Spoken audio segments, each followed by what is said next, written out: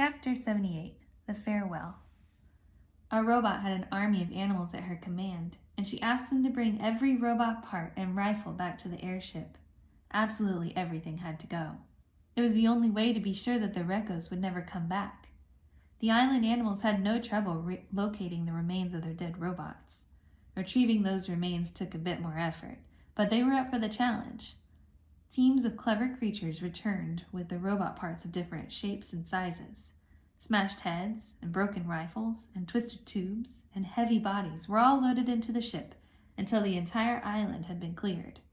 Even the tiniest scraps were located. It's amazing what an army of animals can do. A light mist was falling when they finally heaved Roz through the ship's doorway.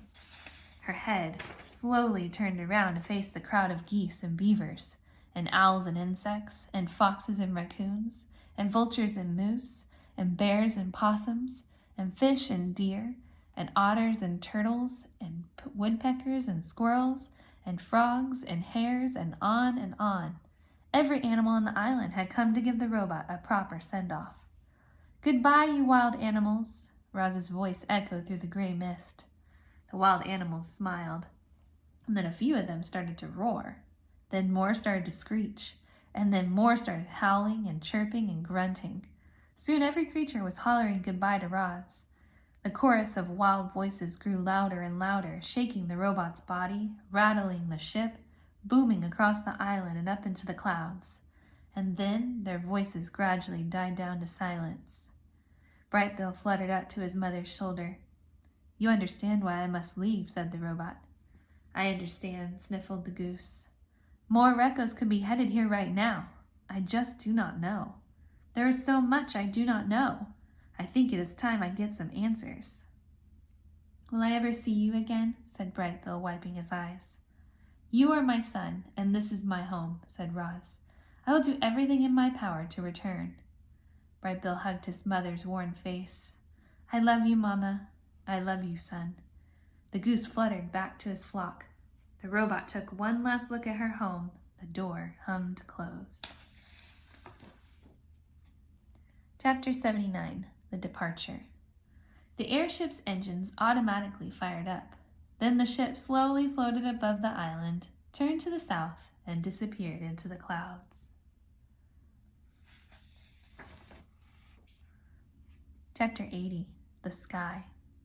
Our story ends in the sky, where a robot was being whisked away from the only home she had ever known. As Roz sat in the airship, broken and alone, speeding toward a mysterious future, she looked back at her miraculous past. Reader, it must seem impossible that our robot could have changed so much. Maybe the Rekos were right. Maybe Roz really was defective, and some glitch in her programming had caused her to accidentally become a wild robot. Or maybe Roz was designed to think and learn and change. She had simply done those things better than anyone could have imagined.